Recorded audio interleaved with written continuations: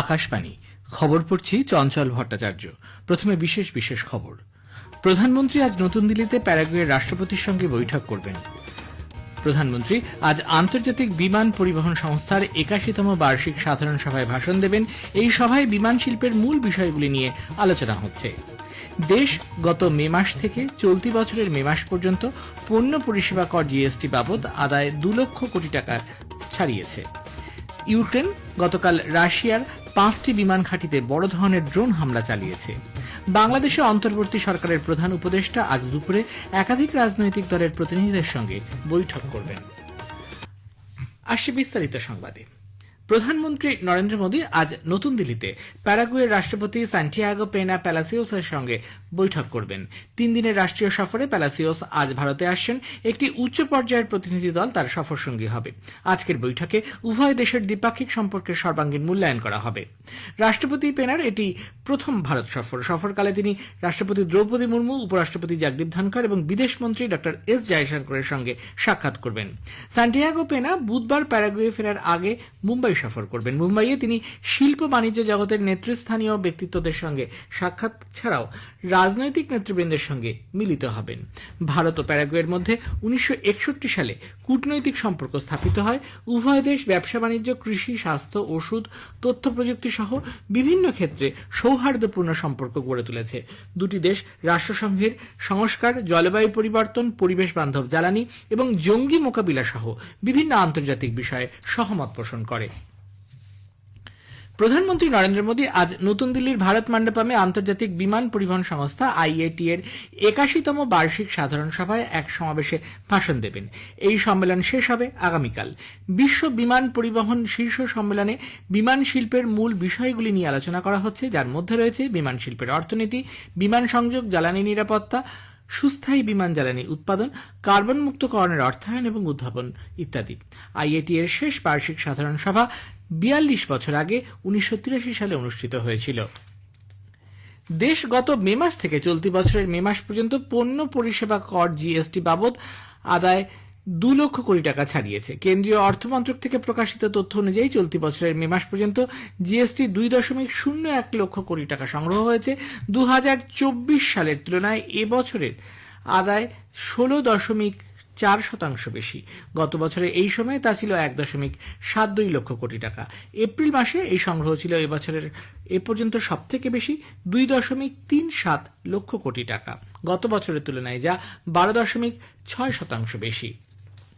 ভারতীয় বাজারে টানা ২ মাস ইতিবাচক গতির ধারাবাহিকতা বজায় থাকল। বিদেশি লগ্নিকারীরা মে মাসে ভারতীয় শেয়ার বাজারে প্রায় ৪০,০০০ কোটি টাকা বিনিয়োগ করেছেন। পশ্চিমবঙ্গে ভোটার তালিকা থেকে নাম বাদ দেওয়া হলে কেন্দ্রীয় সরকার সংশোধিত নাগরিকত্ব আইনের মাধ্যমে তাদেরকে নাগরিকত্ব দেবে। কলকাতায় গতকাল এক অনুষ্ঠানে বর্ষিয়ান বিজেপি নেতা কেন্দ্রীয় স্বরাষ্ট্রমন্ত্রী অমিত শাহ বলেছেন, পশ্চিমবঙ্গে বহু হিন্দু ভোটারের নাম তালিকা থেকে বাদ দেওয়ার চক্রান্ত চলছে। বাদ দেওয়া ভোটারদের নাম কেন্দ্রের কাছে পাঠালে সংশোধিত নাগরিকত্ব আইনের মাধ্যমে তাদের দেশের নাগরিকত্ব দেওয়া হবে। सारे हिंदू शरणार्थियों को मतदाता सूची से काटने का नोटिस मिल रहा है। मैंने शांतनु जी को कहा है, डरिए मत, जिसको नोटिस मिले सीए का एप्लीकेशन करा दे, मैं उनको नागरिकता देने का काम करूंगा। কেন্দ্রীয় স্বরাষ্ট্রমন্ত্রী অভিযোগ করেছেন, রাজ্য সরকারের পৃষ্ঠপোষকতায় মুর্শিদাবাদে সাম্প্রদায়িক ঘটনা ঘটেছে। শাসক দলের নেতারা এই ঘটনায় প্ররোচনা দিয়েছেন। তিনি অভিযোগ করেন, রোহিঙ্গা অনুপ্রবেশকারীরা পশ্চিমবঙ্গের মুখ্যমন্ত্রীর ভোট ব্যাংক। তাই মুখ্যমন্ত্রী অনুপ্রবেশের জন্য সীমান্ত এলাকা উন্মুক্ত রেখেছেন। কাঁটাতার দেওয়ার জন্য বিএসএফকে জমি দেননি। নিজের ভোট ব্যাংককে সন্তুষ্ট করতে তিনি সংশোধিত ওয়াকফ আইনের বিরোধিতা করেছেন। সিকিম সরকার দীর্ঘ ৫ বছর পর ভগবান শিবের মন্দির কৈলাস মানস সরোবর যাত্রার আয়োজনের জন্য প্রস্তুতি নিচ্ছে। ১৫ই জুন তীর্থযাত্রীদের প্রথম দলটি গ্যাংটকে এই যাত্রা শুরু করবে। সিকিম সরকারের পর্যটন ও অসামরিক বিমান পরিবহন বিভাগের অতিরিক্ত মুখ্য সচিব সিএস রাও জানিয়েছেন, কৈলাস মানস সরোবর যাত্রা গ্যাংটক থেকে শুরু হয়ে নাথুলা পর্যন্ত যাবে। তারপর চীনা ভূখণ্ড অতিক্রম করে কৈলাস ও মানস সরোবরে তা গিয়ে পৌঁছাবে।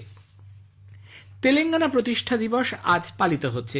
2014 সালে এই দিনে অন্ধ্রপ্রদেশ পুনর্গঠন আইনের মাধ্যমে তেলেঙ্গানা দেশের 29তম রাজ্য হিসেবে আত্মপ্রকাশ করে। সেকেন্দ্রাবাদ প্যারেড গ্রাউন্ডে আজ সকালে মুখ্যমন্ত্রী এ রেবন্ত রেড্ডি ত্রিবর্ণরঞ্জিত জাতীয় পতাকা উত্তোলন করবেন। বিভিন্ন কাজে বিশেষ কৃতিত্বের জন্য রাজ্য সরকার 460 জনেরও বেশি কর্মকর্তাকে পুরস্কৃত করবেন। কেন্দ্রীয় কৃষি ও কৃষক কল্যাণ মন্ত্রী শিবরাজ সিং চৌহান বলেছেন, ভারতীয় অর্থনীতির গুরুত্বপূর্ণ এক স্তম্ভ হল কৃষি। নতুন দিল্লিতে গতকাল পণ্ডিত দীনদয়াল উপাধ্যায় নামাঙ্কিত একটি জাতীয় সড়ক সম্মেলনে তিনি বক্তব্য রাখছিলেন। সম্মেলনের মূল ভাবনা অবিচ্ছেদ্য মানবিকতা। মন্ত্রী বলেন, বর্তমান বিশ্বের জটিল পরিস্থিতিতে অবিচ্ছেদ্য মানবিকতার ক্ষেত্রে ভারতীয় দর্শন অত্যন্ত গুরুত্বপূর্ণ।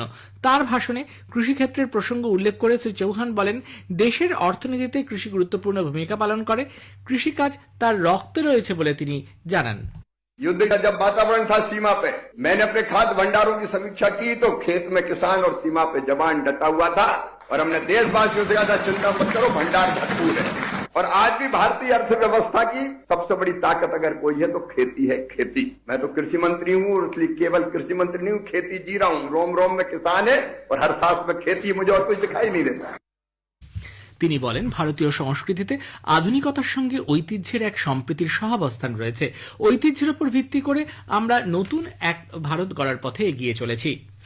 কার্গিলের কৃষি বিজ্ঞান কেন্দ্র কৃষি দপ্তরের সঙ্গে যৌথভাবে বিকশিত কৃষি সংলাপ অভিযান কর্মসূচি বাস্তবায়িত করেছে। 2047 সালের মধ্যে উন্নত ভারত গড়ার লক্ষ্যে এই উদ্যোগ নেওয়া হয়েছে। এর মূল উদ্দেশ্য কৃষকদের কল্যাণ নিশ্চিত করে সুস্থায়ী এক কৃষি ব্যবস্থাপনা গড়ে তোলা। এ খবর প্রচারিত হচ্ছে আকাশবাণী থেকে। ইউক্রেন গতকাল রাশিয়ার 5টি বিমান ঘাঁটিতে একটি বড় ধরনের ড্রোন হামলা চালিয়েছে। মুরমানস্ক, ইরকুটস্ক, ইভানোভা, রিয়ানজ এবং আমুর অঞ্চলে ইউক্রেনের ড্রোন হামলার খবরটি নিশ্চিত করেছে রুশ প্রতিরক্ষা মন্ত্রক। রাশিয়া একে জঙ্গি হামলা বলে উল্লেখ করে জানিয়েছে, এই ঘটনায় প্রাণহানির কোনো খবর নেই। তবে ইউক্রেন জানিয়েছে, গত 11 মাস ধরে তারা এই ড্রোন আক্রমণের প্রস্তুতি নেয়। এর ফলে পারমাণবিক বোমা বহনক্ষম TU-95 এবং TU-22 যুদ্ধ বিমান সহ প্রায় 40টি বিমান ধ্বংস হয়ে গেছে। বেলায়া বিমানবন্দরে আগুন লেগে গেছে। স্থানীয় প্রশাসনের নির্বাচনের পর শ্রীলঙ্কার নির্বাচন কমিশন দেশজুড়ে বিভিন্ন পুরসভার নতুন মেয়র এবং ডেপুটি মেয়রের নাম গেজেটে প্রকাশ করেছে।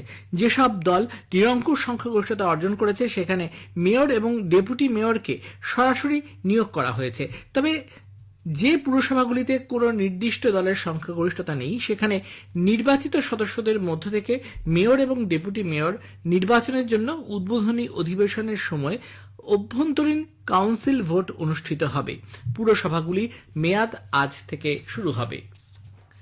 বাংলাদেশের অন্তর্বর্তী সরকারের প্রধান উপদেষ্টা মোহাম্মদ ইউনুস আজ দুপুরে একাধিক রাজনৈতিক দলের প্রতিনিধিদের সঙ্গে বৈঠক করবেন। দেশে সংস্কারের প্রক্রিয়ার নানা দিক নিয়ে তাদের মধ্যে আলোচনা হবে বলে প্রেস সচিব আবুল কালাম আজাদ মজুমদার সাংবাদিকদের জানিয়েছেন।